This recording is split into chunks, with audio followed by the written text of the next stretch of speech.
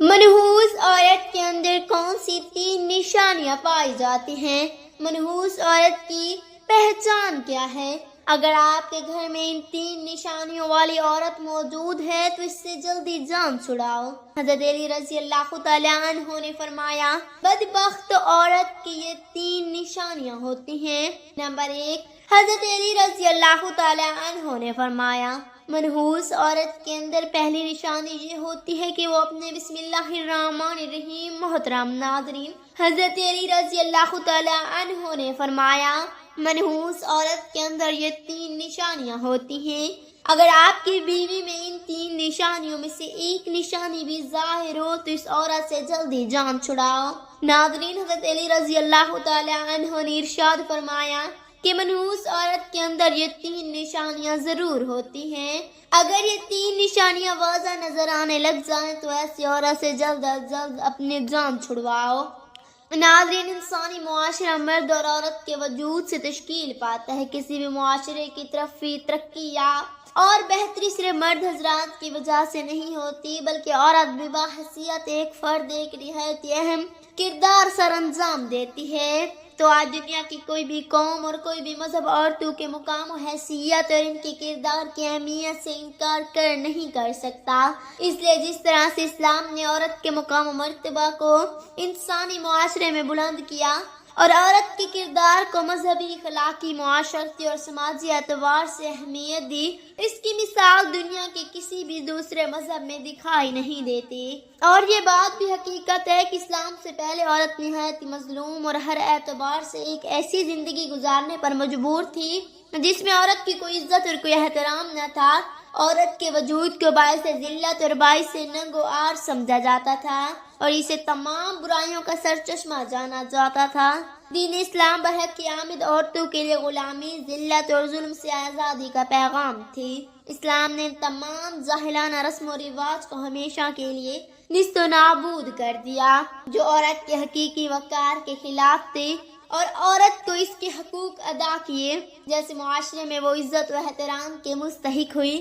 ناظرین، اسلامی تعلیمات کے لحاظ سے عورت کا تو پہلا روپ بھی اس دنیا میں رحمت ہے۔ پہلے بیٹی بن کر پورے خاندان کے دلوں پر راج کرتے ہیں اور ساتھ ساتھ ماں کے دکھوں کا مداو بھی بہن بن کر بھائی کی سچی اور مخلص دوست بن جاتی ہے، اور جب بیوی بنتی ہے تو ہمیشہ ساتھ نبھانے والی ہر دکھ اور سکھ میں اپنے شوہر کا جیون ساتھی بن جاتی ہے، اور جب ماں بن جاتی ہے تو اللہ تعالیٰ اس کا رتبہ اس قدر بلند کر دیتا ہے کہ جنت کو اٹھا کر اس کی قدموں میں رکھ دیتا ہے۔ حضرت علی رضی اللہ تعالیٰ عنہ فرماتے ہیں کہ مرد کی مردانگی کی سب سے عظیم اور بلند تر سطح یہ ہے کہ کسی بھی مرد کی وجہ سے کبھی کسی عورت کی آنکھوں میں آنسو نہ آئے۔ ناظرین، جان لیجئے کہ کسی بھی معاشرے میں عورت کا فطری مقام اس کا گھر ہے جہاں وہ اپنی چھوٹی سی ریاست کی ملکہ ہے۔ اسلام نے عورت کو وہ مقام و مرتبہ عطا کر دی ہے جو دنیا کے کسی بھی دوسرے مذہب کے پاس نہیں عطا کیا۔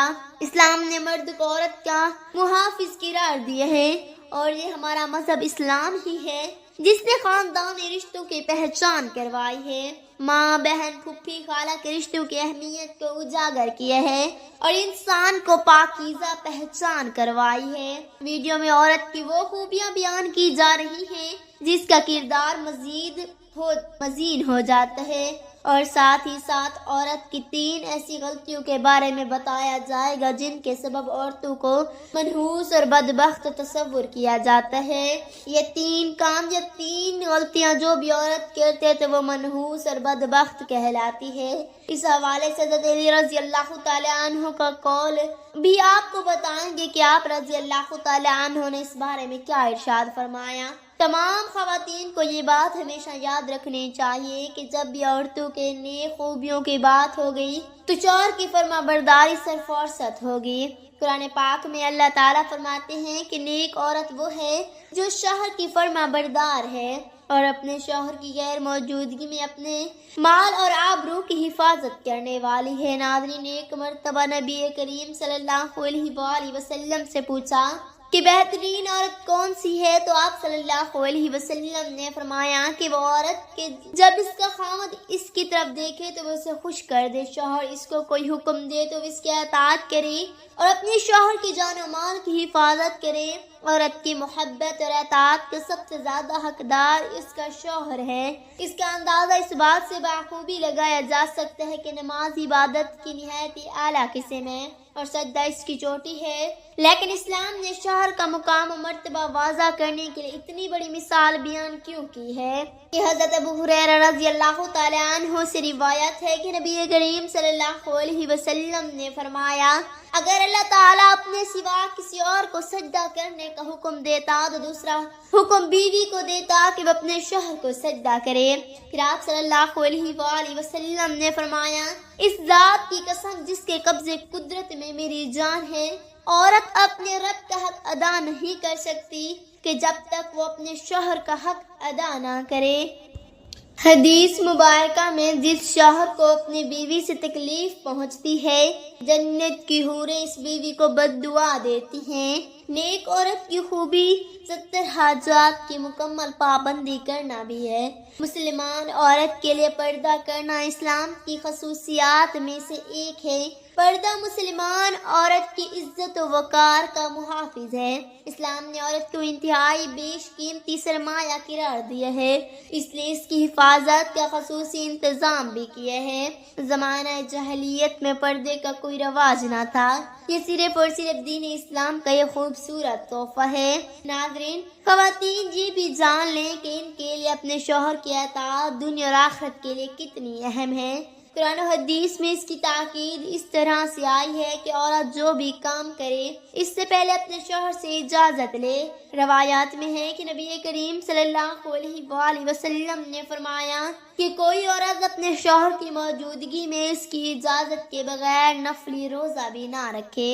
اس کے علاوہ بھی چند اور احادیث بیان کریں گے، لیکن اس سے پہلے حضرت علی رضی اللہ تعالی عنہ کا وہ فرمان بیان کرتے ہیں جس میں آپ رضی اللہ تعالی عنہ فرماتے ہیں کہ بدبخت اور منحوس عورت کی 3 نشانیاں کون کون سی ہیں۔ محترم ناظرین، روایات میں ہے کہ ایک دفعہ ایک شخص حضرت علی رضی اللہ تعالی عنہ کی خدمت میں حاضر ہوا اور عرض کیا، یا علی رضی اللہ تعالی عنہ، وہ کون سی عورت ہے جو گھر کے لیے منحوس اور بدبخت ہوتی ہے؟ تو حضرت علی رضی اللہ تعالی عنہ نے فرمایا، اے اللہ کے نیک بندو، اللہ تعالیٰ نے کسی بھی انسان کو منحوس پیدا نہیں کیا، مگر افسوس کہ یہ انسان کے اپنے اعمال ہی ہوتے ہیں جو اسے منحوس اور بدبخت بناتے ہیں اور اسے پریشانیوں میں دھکیل دیتے ہیں، اور یہ 3 عیب عورت کو منحوس اور بدبخت بنا دیتے ہیں۔ اس شخص نے سوال کیا، یا علی رضی اللہ تعالی عنہ، وہ کون سے 3 اعمال ہیں؟ حضرت علی رضی اللہ تعالی عنہ نے فرمایا، وہ عورت اپنے گھر کے لیے پریشانی اور تباہی کا سبب بنتی ہے جس عورت میں یہ 3 عیب پائے جاتے ہیں۔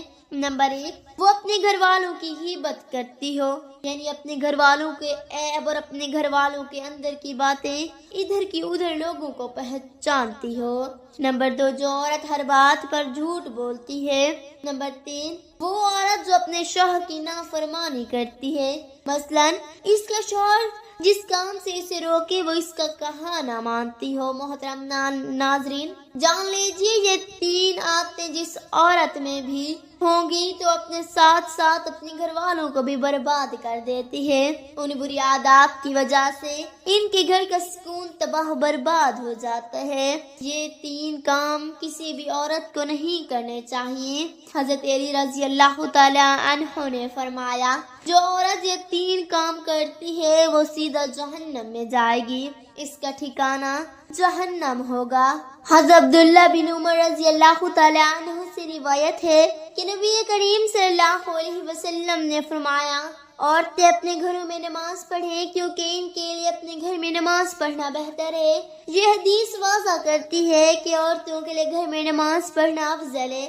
نبی کریم صلی اللہ علیہ وسلم نے اس بات کی تقلید فرمائی کہ عورتوں کے لیے ان کے اپنے گھر بہترین مقام ہے۔ نماز پڑھنے کے لیے حضرت عمر فاروق رضی اللہ تعالیٰ عنہ کے دور خلافت کا ذکر کیا گیا ہے۔ حضرت عمر رضی اللہ تعالیٰ عنہ نے عورتوں کو مسجد میں نماز پڑھنے سے منع کیا تھا اور انہیں گھروں میں نماز پڑھنے کی ہدایت دی تھی۔ اس کی وجہ یہ تھی کہ اس زمانے میں عورتوں کے باہر نکلنے سے فتنہ پیدا ہونے کا خدشہ تھا۔ دعا ہے کہ اللہ رب العزت ہماری تمام بہنوں اور بیٹیوں کو قرآن و سنت پر عمل کرنے کی توفیق عطا فرمائے، آمین ثم آمین۔ اگر میری ویڈیو آپ کو پسند آئی ہو تو اس ویڈیو کو لائک اور چینل کو سبسکرائب کر لیجیے تاکہ مزید اس طرح کے معلوماتی ویڈیوز کا نوٹیفیکیشن آپ کو بر وقت ملتا رہے۔ شکریہ۔